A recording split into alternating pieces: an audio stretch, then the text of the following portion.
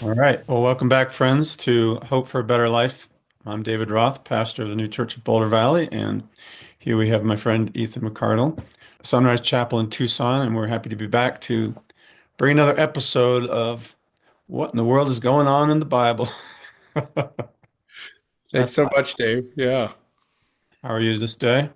Beautiful. It's been extremely warm in Tucson, and today it's dropping back down into the high 70s. So Nice. it was cool getting up, and the sun was out, and the sky was bright, and just in a really good mood. How about you? Doing well. It's also a beautiful day here in Colorado, and yeah, sunny as typical, and feeling excited to talk again. It's been a while since we filmed one of these, so good to get back together. So, Absolutely, getting the band back together. right. That's right. Indeed. Well, today we thought we would look at the story of the Tower of Babel, which is the next major story in the sequence that we have here. And, it's an interesting story, I think, because, there's a lot of things that are confusing, like why did as the text says, God confused their language? Is that really what happened? And it's actually kind of a good pinnacle story to what transitioning from this made up history that people had in the Bible, where people loved these stories that carried this spiritual meaning, and they knew that that's what was happening. They knew these weren't literal stories that they had to believe actually happened, but they were allegorical stories that carried a spiritual meaning with them. And we're told through Swedenborg's writings that true history or actual history begins the next chapter, chapter 12, with the call of Abram. So this is kind of the last of the tales exclusively carry just spiritual meaning, but aren't literally true. Do you have any initial feelings about the story or things you want to throw out there? Well, just that last part reminded me of something. I don't know that I've ever thought of it this way until you were just talking about it like that, but it sets the table for sort of enter the part of human history where we're losing touch with the reality and power of the spiritual world. And what does that mean, not just for our individual lives, but sort of for where we are on our spiritual journey as a human race? And it's sort of like we're more remote from a living sense of who the Lord is and the life that would lead us to heaven. So it also sets the table for what's the path back. Yeah, Uh, that's a great point. You think about that. It's kind of like in the creation story, God's doing all this stuff and just giving the human race all these gifts. And you sort of see human beings walking away from that throughout these different stories in different ways. And this is an actual moving away from that, which you'll see in the text, like they moved away from the east, which represents moving away from the Lord. But then the Lord or Jehovah has to call them back, like Abram. It's called the call of Abram. Like, all right, let's come back. I know right. you walked away, but we need to see if we can bring you back. Which I like. I love that picture of the idea of the Lord calling us back into His presence, where we can find happiness and joy. So And I don't know if I'm allowed to do this, but because I love the call of Abram, and I'm really looking forward to doing that one. But just to connect the dots a little bit, our theology unpacks the beginning of that story, where he's called away from his land and away from his father's house to a land that only the Lord can show him, as that need to leave behind this old mindset of my way, my plans, my preconceptions about what my life is for. That's what's getting in the way. That's what has to be left behind. And so this story is an image of that mindset, that very mindset that is sort of where the allegorical spiritual history and the literal history of the time meet in people's unwillingness to see more deeply what it means to love the Lord and love the neighbor and make that what your life is about. That's in effect not the place where Genesis 12 picks up. It picks up in a place where people are in an idolatrous, self-oriented, world-oriented, and generally sort of sad place in their spiritual history. So it's kind of like the Tower of Babel is explaining to us why that is instead of just dropping us into Genesis 12. So I know we're spending a lot of time on the introduction, but I'm fascinated by how that part of the series connects and sets us up for what's coming. Well, it's that whole duality that's presented to us throughout our life and through all humans, is that we need to believe that everything comes from the Lord, but we have to act as if it all comes from ourselves. It's Right. this dance that we have to do, and you can get quite messed up if you just live that track of it's all about me and I've got to do it all myself, instead of connecting with the Lord and saying, all right, Lord, I know there's a spiritual component here. I know you're there, and with my free will, I'm going to act with your instructions that you give me so I can have the best life that I can, knowing that you're there, that you're guiding me, and all that's good is from you. And it's hard because we are given that sense of self-life, what we talked about in other episodes. We're given the feeling that life is our own, but we're also given the truth that, you know what, you're a vessel. You're receiving all this life. So figure out the balance, my man. Yeah, yeah. Your life is your own, and it's not about you. Right. What Right. what an amazing thing! And so you see in this story what happens when we're on the precursor to that, which is my sense that my life is my own and it's all about me. Yeah. You know, that's where this story starts essentially. Let's make a name for ourselves. I mean, that's what the story talks about, how the whole, well, should we get into the story? Is it time? Yeah. But what a thought. Let's give it a shot. There you go. Well, let me just read part of the beginning just because I have it here. It says, now the whole earth had one language and one speech. And it came to pass as they journeyed from the east that they found a plain in the field of Shinar, and they dwelt there. So let's just stop there for a moment and unpack that a little bit. What's springing out of you as you hear that? Well, you mentioned it earlier, but from the East is interesting to me that the implication is what's being left behind. So, unlike the opening of Genesis 12, where Abram's being called to leave behind an old mindset, in this story, you're called out of that sense that the Lord and the angels are close to you, that the way is clear, that doing what you can with what you understand to be the most loving thing just this moment is enough and you don't need anything more.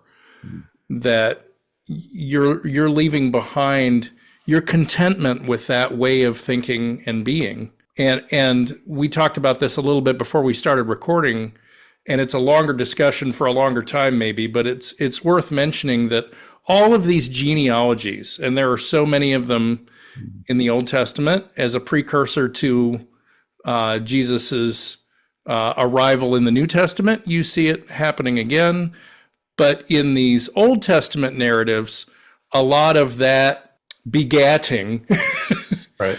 the description of the family relationships is really about describing the trajectory as we move away from the family of God, determining our reality, more to the family of man or humankind determining our reality, and how that creates a shift in our mind and in our heart. So those were some of the first things that went through my mind just listening to that first little piece of scripture. It's fascinating.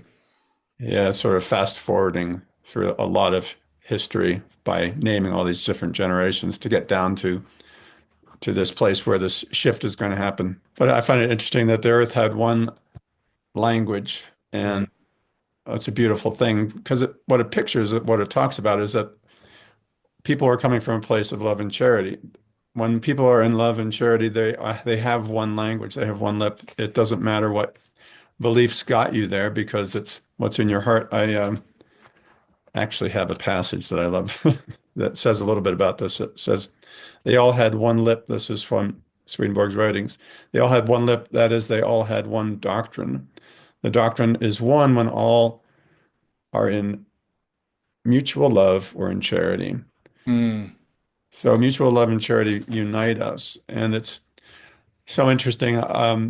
If you just look in just do a search of how many different, let's say, Christian religions there are, there's hundreds of different denominations because we all think we're right and we all think everyone else is wrong. I mean, that tends to be the case as well. We pick apart doctrine and say, well, because you believe that, I'm going to separate from you. We're going to have a different church and so forth. And instead of, well, what is the point of all this doctrine? Well, it's to teach us to love one another and love God, right? So when we depart from that, we that's moving away from the East, as you talked about. But when we have one lip, we have one language, we have one, it's universal, which is love, right? Hmm.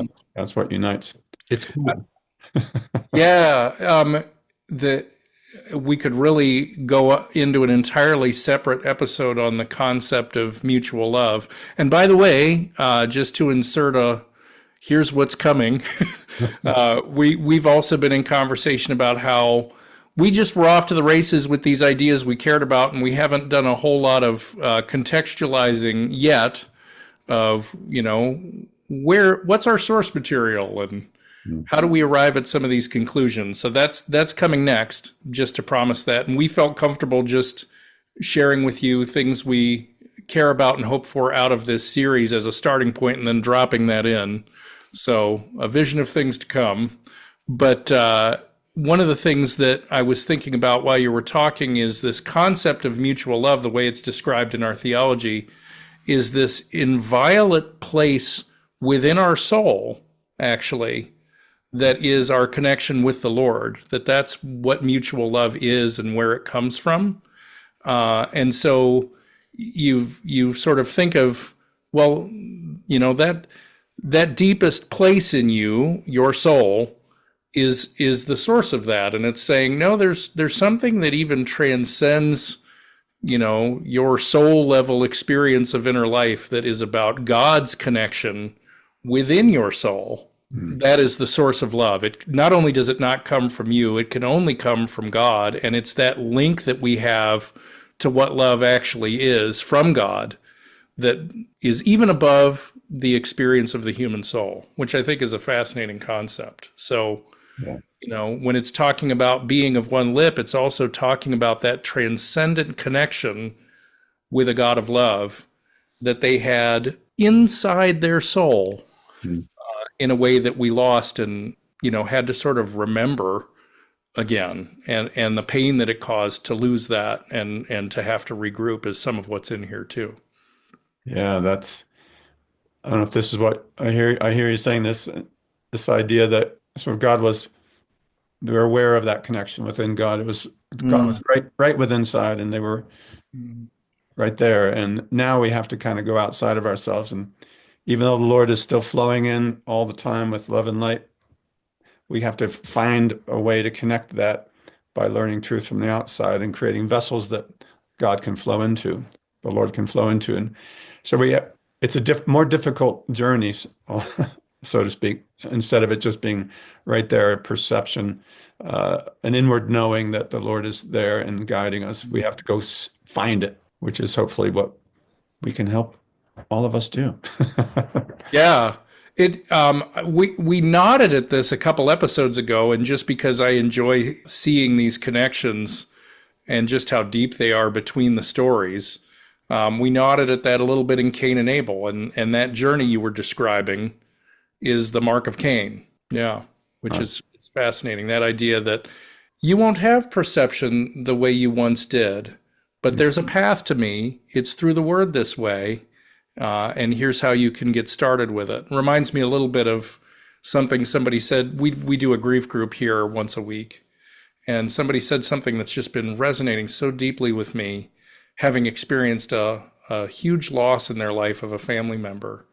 She said in tears, I believe there's a life on the other side of this.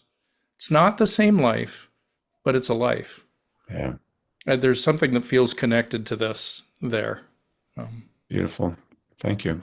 Yeah. Well, yeah, it's humbling to see to hear those stories and to know that we all have those pains and hurts, and we're just trying to find our way to healing and hope. And what's beautiful about, I believe, the teachings of Swedenborg is that it shows us such hope and that, you know, there's so many people that I run into where the Bible makes no sense to them, and or just has no meaning for them. And to know that it's actually the Lord speaking to us and present with us. The Lord is present. It's not just words on a page, but God is there and Mm. can connect with us. It's like a doorway, and just to find hope in that, and that there's so much more to know.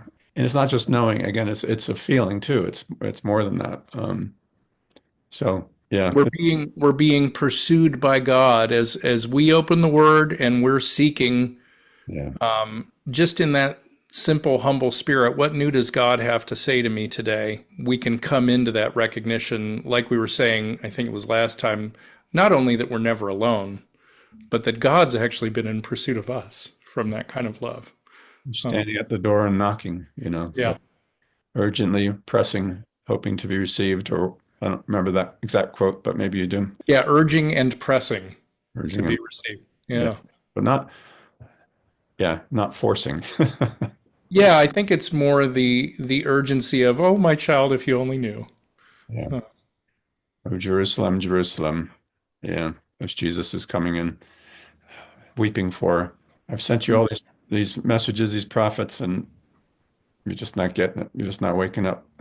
That's grieving me. It's causing me grief. Um, That's very powerful to think of this time of year. yeah. Well, so back to the story, right? So the they had one lip, then they departed from the east. So it's a picture of what the church at that time, or God's connection with the human race, the people at that time, how they departed from that connection, or departed from that mutual love. Instead of making that the focus, they decided to focus on theology and doctrine instead, which started to cause problems. So, what happens in the story? So, what they do is they wanted to build this tower, right? Let's make a name for ourselves. Let's build our own way up to heaven. We don't need God. We can figure it out ourselves. Is kind of the way I'm seeing the story. Is like we can build bricks. We're not going to use. I mean, the details of the story are all expounded, but stones that are unhewn picture truths from the Lord's word that we receive without trying to manipulate them and change them for our own desires. But making bricks is like we're making our own truths. We're making up our own ideas about how things work, and we're going to build a tower based on that. And it's just a great picture of the rationalization process that we can go through when we want something it's our own desire. We're not really checking in with the Lord to see if this is okay or not, but we're going to make it work, and we're going to fashion all these bricks and bake them and make our own tower, our own connection. And we all do this in our own little ways, of course, but this was a picture of what that connection with the human race was, or God's church on earth was doing at the time. But it's also a reminder what we can do ourselves Yeah. sometimes. Yeah. You were putting me in mind of Jesus saying, which of you, as you would set about to build a tower, Hmm. wouldn't sit down first and count the cost, whether you would have enough to complete it? And I think implicit to that parable, which is what it is, just like this, is the idea that we start each day setting about to build a tower, as it were. We have certain goals and aspirations. We have in mind plans that we want to accomplish. And then the question is, what motivation is undergirding those plans? Hmm. And is it coming from the right place? And so you could picture your day kind of like we had a block box when I was a kid. It was one of my favorite things. And they were just these little handmade wooden blocks of different pieces, kind of like poor man's Legos. And so I would take a pile of them, and I'd start constructing. But there was a difference between sort of constructing haphazardly versus having spent some time thinking in the morning, what kind of thing do I want to build? Hmm. And then proceeding from that place, more intention, right? And so maybe it's a inarticulate way to say it, but what kind of thing do I want to build with my life right now? And is that something that the Lord can bless, or is that something that's maybe coming from a different place? You Right. know, am I counting the cost of coming from my own ends, my own motivations, instead of trying to come from someplace higher? I mean, the irony of it is we think giving up our own ways is an incredibly costly thing, but actually, the heavenly life the Lord has in mind for us, there's you can't put a price tag on that. Yeah. And what we have to give up for it when we're in the right frame of mind and heart is totally worthless by comparison. But we don't start our life that way. We're not thinking that way in the beginning. There's a process we have to go through to arrive at that way of seeing and responding to our life. So anyway, I Yeah. just like thinking about that. Well, it reminds me of something that someone's asked me a couple times, which is, how do I let go and let God? And, it's like one of those phrases that people like to use. How do I let go and let God? And it's an interesting question because the Lord doesn't want us to let go of our, we've got to work, we've got to do things. We're going to build a tower, so to speak, but we don't want to build a tower that's about making a name for ourselves. So it's like, how do I turn this over to the Lord? How do I involve, I guess I would term it this way. How do I involve the Lord in my plans? How do I include the Lord in my plans and not just, blindly go about, the rat race, constructing things for my own glory. And, I think most of us probably start off wanting to make a name for ourselves, so to speak, through business or, want to be the best pastor, the best preacher of the biggest church, whatever motivates people. And that's about us. And we soon realize that that's A, it's not working, and B, it's not satisfying. And Mm, and C, it's missing the mark. It's not the point. So there is, like, I think what you're saying, there is a process there, right, of moving yeah. from this is about me to this, oh, this isn't about me, actually. And that is letting go and letting God. It's like it's an attitude shift. It's not a hang our hands down and saying, "All right, Lord, make things happen. Move me the direction you want to move me." It's like it's not going to happen. Lord's not We're going to. not surrendering our agency or our effort. We're Right. reorienting it with the Lord's help. It Yeah. reminds me a little bit of the prayer of Solomon at the dedication of the temple, Mm. a different kind of tower, right? Yeah. Hear, Lord in heaven, your dwelling place. And when you hear, forgive. Forgive those times where I've set about building my life from a place that isn't seeking to follow your lead. Help me begin again. You Also, what Solomon asked for when the Lord said, "I'll give you, whatever you want," and he doesn't ask for riches and fame. He asks for is a wise and understanding heart, so he can govern the people. And because he asked for that, he got all the riches and wealth anyway. So it's Seek first the kingdom of God and his righteousness, and all these other things will right. be added to you. Yeah. Yeah, exactly. So, yeah, the tower building process. They build this tower. They try to build this tower, and this interesting part of the story where God looks down and goes, "Huh." I don't know if he actually said "huh." He didn't say "huh," but he's like, "What's going on down there?" Indeed, the people are one, and they all have one language, and this is what they begin to do. It's like, Mm, well, there's nothing wrong with having one language. It's just that they departed from the East. That was the problem. So because they departed from the East, everything they're doing now isn't going to work. So yeah. it's not like God says, "Hey, you can't build a tower, and I'm going to confuse your language because I don't like what you're doing." It's like you've left your first love, so to speak. You've left the point, which is to love one another as I have loved you, to love God, love your neighbor, to mutual love and kindness. So the whole thing's going to fall apart. Yeah. This is maybe a strange connection, but I had a friend recently send me a track. I love all different kinds of music. We could do one of these on music and the way music shows up in the word. I'd love that. But what he sent me was the song Africa Unite by Bob Marley, which is actually a beautiful song. And the opening line is Africa unite, we're moving out of Babylon, we're moving toward the Father's land. So that, I think what triggered that thought for me and what you were saying is, we need to unite around God's purposes. That's what will unite us in the end, moving out of Babylon. Yeah.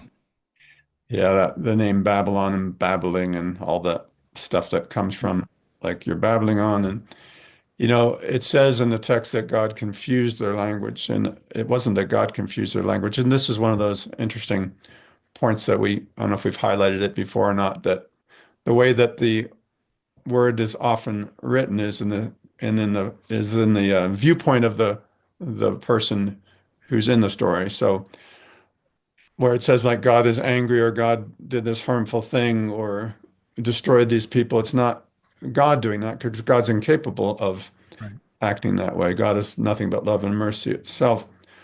But we perceive, or we project onto God, that you're messing me up. You're harming me. You're destroying my life. You're punishing me. But God doesn't punish anyone. Evil brings its own punishment. And so what's happening in the confusing of languages, you're seeing the result of departing from a life from charity, mutual love as your core, is that we're confused. We don't get each other anymore. If you look at our country right now, we're in a place of great division, right? It's like we don't understand each other anymore. There's so many different viewpoints and such separation. And to speak, not to judge our country, but have we lost our way? Have we moved from the East to say that we're not going to focus on mutual love and charity anymore? We're going to focus on who's right and whose ideas are right and truth alone.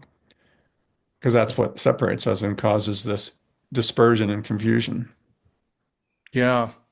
I don't know if this is a heretical connection or not, but something popped into my head as you were talking about the confusion of languages.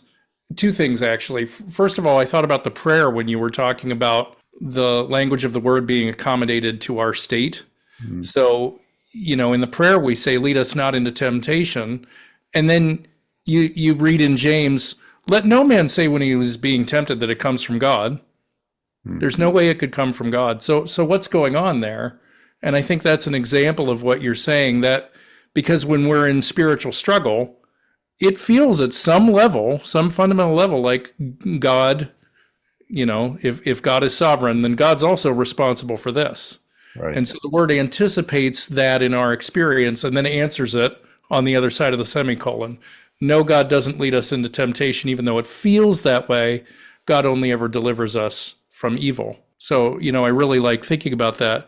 But I was also just wondering about the idea that here you have the confusion of tongues, the confusion of language, and it seems reconciled by Pentecost in the book of Acts, where the Holy Spirit alights on the enlightened as tongues of fire, and they come from all the nations under Jerusalem, it says, and it's coming to them in each of their own languages, and they all understand each other. Yeah, no, thank you. They're all hearing again. Right, even though they all had those different natural languages, that was that universal cause or purpose that united them, and they all understood. And it's such a beautiful experience when you have that, when people get together, even though they have different backgrounds, different opinions and stuff, and they work towards a common goal. Just the beauty of that. And people aren't arguing about why are we helping this person? Our goal is to help this person. And so here we are helping. And it's just a beautiful picture of what life can be like. And that the Lord sort of setting us up throughout the story of the word to understand progressively that that's the point, and to begin to wait on him that way. I was thinking about also teaching 3rd, 4th, and 5th grade, which I only did for a year. A lot of it was classroom discipline, but it was fun.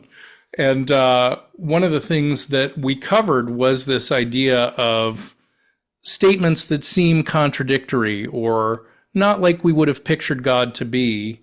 And the insight that came to me was to say to them, well, particularly in the context of the Old Testament, the children of Israel in the deepest sense, in those Old Testament narratives, is about our own mental landscape, right? So what you're reading in those stories is the children of Israel's read of God, given their state and the things that they were going through. It was a very reward punishment system, right? And you see him planting seeds to try to move them progressively to a deeper way of seeing and responding to him. But that's where they were. So that's the way the images show up. And inside of those images is that deeper reality, that deeper message of love that was preserved for us until a time when we were able to see and respond to that under the surface text. Right. And so it's actually a measure of the Lord's mercy that those deeper messages were kept safe under this appearance of God that was really a function of how they were receiving and relating to God, not God, not the divine itself, you know. Right. Yeah, it's like you blaming the police for giving you a ticket when you're speeding, right? It's like, yeah, or blaming the judge when you end up fined when you actually committed a crime, or blame your parents when they took away your phone for 5 hours when you disobeyed them and so forth. It's sort of, it's just how we do it. We just view it that way, and this is shown throughout the Old Testament. It shows up quite a lot. But it's also interesting that when God does show up, right? Jesus Christ, God in human shows up. It's not the kind of person you don't see an angry God, right? Right. So, which is kind of cool. Yeah, this idea too that when you're in sort of reward punishment mode, the goal is obedience. But when you've transitioned from sort of that way you grew up, because who didn't have some of that view of life as a little kid? Right. But as you get older, you start to have this conviction in your mind and your heart of, no, this is a more loving and wise way to live. I'm happier when I'm thinking this way and speaking this way and trying to act this way toward my neighbor. Enter Jesus and the way of love that's being modeled for us that we weren't ready for until that point, where we're starting to recognize that that's, obedience is a starting point, and it's a necessary one. It lays a foundation, but we're not to get stuck there. It's supposed to launch us into a deeper reason for being. Right. And it's cool that the word accommodates to us throughout our growth. It opens up more and more and can appeal to now our rational minds. Now it's permitted to enter with understanding into the mysteries of faith, as it says in True Christianity through Swedenborg's writings, is that, we're supposed to be able to understand this stuff. We're not supposed to shut down our understanding and just blindly believe and have, blind faith is not real faith. We actually are, it's okay to ask questions. It's okay to pursue and to wonder. That's how we grow and develop. So that's one of the things I love about the theology of the new church, is that there's so much that you can dig into and the supply. You don't have to, but if you have questions, you can go on till you're tired and worn out. Yeah, which is very different than remembering myself as a parent of young kids. Eat your vegetables. Why? Because it'll make you healthy. Why? So you can grow up big and strong. Why? Because you need to eat your vegetables. Just eat them. Get up. Right. And the Lord doesn't do that. The Lord loves that we're curious and asking questions, and that if we're doing that affirmatively, in other words, from a seeking of truth, from a desire to understand more deeply what it means to have a meaningful life, we'll keep being led through those questions to a deeper and deeper understanding, and I think perception of the way, Right. I think enlightenment comes from the Lord when we are pursuing with the right motivation. The Lord will enlighten us and show us what we need to know. It was interesting, something about this part of the conversation, because it's a pretty short little account. If you count it up, Genesis 11, this Tower of Babel narrative, accounts for 9 verses. So much in 9 verses. And the landing point is the confusion of the language of all the earth. And so we talk about babies babbling, Yeah. or if somebody's, kind of going on and on but not getting to the point, we say that they're babbling. This is where that comes from. I'm fascinated by things like this, that there's this ancient spiritual wisdom that's descended into our common speech and perception, but we've forgotten where it came from. And, just like every major civilization in the world has some version of a creation narrative and some version of a flood narrative, it's amazing how many cultures and civilizations in the world have some version of, and then our tongues were confused and we lost our way. Some version of, we're all speaking differently now.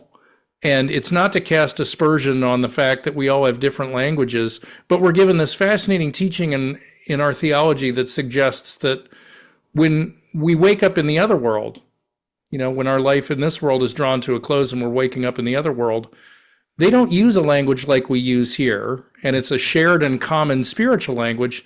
And we wake up knowing how to speak it. Yeah. Because it's the language of the heart. It's the language of love. Yeah.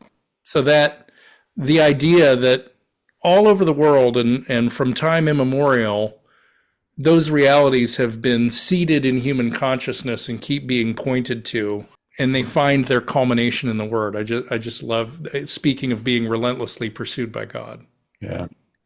That makes me think too of communication with, I'm thinking of communication with loved one or partner, for example, where it's just not working. And it's like, Yeah. we're talking past each other or just don't understand. And usually it's because one of us is impatient or angry or some negative emotion is dominating our efforts to communicate, and we're just missing it. And so it's like it doesn't work. It doesn't work when we're not coming from love and mercy and compassion and patience.